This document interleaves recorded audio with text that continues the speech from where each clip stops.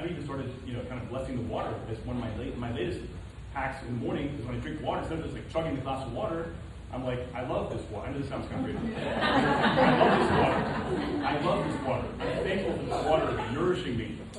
I'm thankful. And as I'm drinking the water, it's a different experience.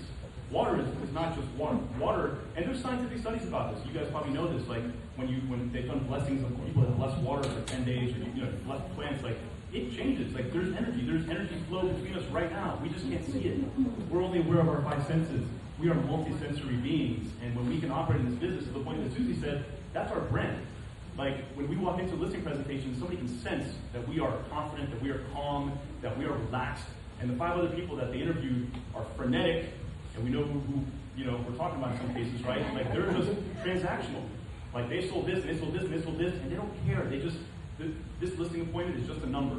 Whereas for us, this is a relationship. This is a way to express ourselves and be seen, and to see the others in that house, and to understand how they're living and what the energy is. And actually, you can tell sometimes the dense energy, like, man, there's some shit going on here, right? There's some stuff going on here that I feel, right? And so that's a secret weapon, and that's what Susie's talking about. That's our brand.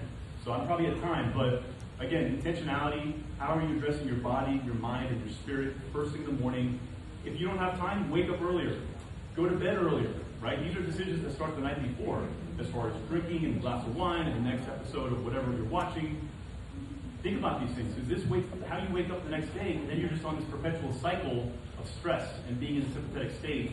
And my challenge to you is, how do you get a little bit lower every day? How do you start your day in a parasympathetic state? Set yourself up for success and for enjoyment of life.